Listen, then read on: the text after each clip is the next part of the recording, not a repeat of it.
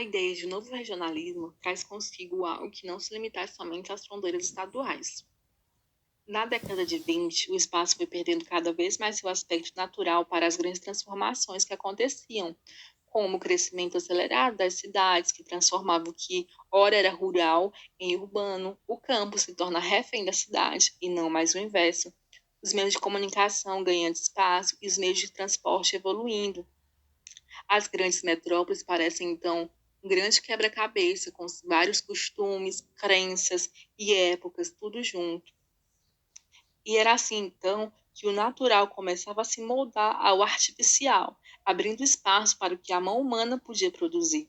E todos esses fatores contribuíram, então, para a desnaturalização do espaço. Contudo, a nova ideia de região não se baseia apenas nas mudanças rurais e urbanas relacionadas ao espaço físico, mas esse novo regionalismo, ele nasce da mudança mais geral na disposição dos saberes, a qual provoca inclusive a mudança nas posições recíprocas e o jogo mútuo entre aquele que deve conhecer e aquele que é objeto comum de conhecimento. Essa é uma citação do livro. O olhar para aquele que é objeto de conhecimento, ele se torna diferente, pois o conhecimento é trago à luz, possibilitando então uma nova perspectiva do que outrora passava despercebido.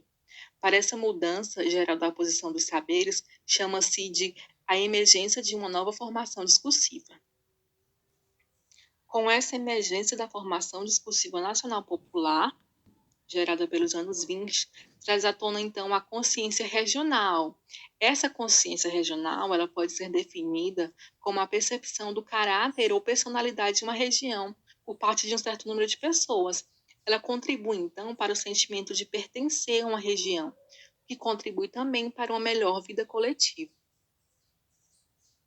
Porém, surgiram problemas com essa formação discursiva, pois gerou certa desarmonia para as regiões, pois um conjunto de regras anônimas passa então a reger as práticas e os discursos no Ocidente, no final do século XVIII. Em síntese, tinha como centro impor aos homens a urgência de controlar uma nação, de ir além de seus vínculos locais. E nisso, os discursos regionalistas entram em conflito, pois cada um queria instituir-se superior ao outro e servir de modelo a ser generalizado para o restante do país. A formação discursiva nacional popular pensava a nação por meio de uma conceituação e buscava a construção de uma identidade para o Brasil e para os brasileiros. A escolha de elementos como o cangaço, que ficou marcado pela intensidade de crimes violentos e cruéis no Nordeste do Brasil e que foram movidos pela vingança, a revolta e disputa de terras, o coronelismo, que foi uma prática política comum durante a República Velha, na qual os coronéis coagiam seus subalternos a votarem seus candidatos para se manterem no poder. Esses elementos são temas definidores do Nordeste e se fazem em meio a uma multiplicidade de outros fatos. Esses outros fatos não são matérias capazes de dar uma cara à região. A imagem da região é uma imagem que precisa ser reelaborada seguindo estratégias variadas, sendo, portanto, uma imagem móvel.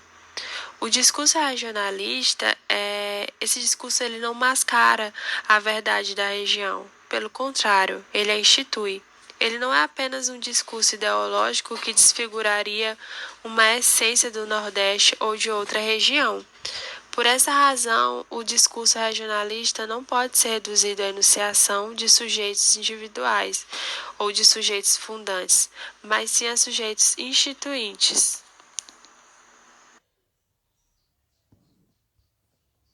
Diante desse quadro, o regionalismo naturalista passa por transformações, perdendo espaço para o regionalismo modernista, ou seja, vai surgindo uma nova consciência de espaço que buscava superar os diferentes tipos regionais e chegar a constituir como homogêneo, impondo desse modo a necessidade de superar as vinculações locais e de identificar como um só espaço. Desse modo, em Macunaíma, a estrutura da obra se constrói em torno de várias oposições espaciais ou regionais, entre locais geográficos e culturais distintos, ou seja, entre um espaço burguês civilizado e um espaço pré-capitalista tradicional primitivo, entre mata virgem versus cidade alerquinal, mãe do mato versus máquina. Tais elementos presentes em Macunaíma faz com que essa obra descreva os diferentes tipos regionais, formando dessa forma um todo, pois traz várias oposições, descreve tanto o Nordeste, a mata, mas também descreve a cidade com a máquina. Isso é um marco, ou seja, o espaço tradicional versus o espaço moderno. Assim surge a ideia de um novo regionalismo.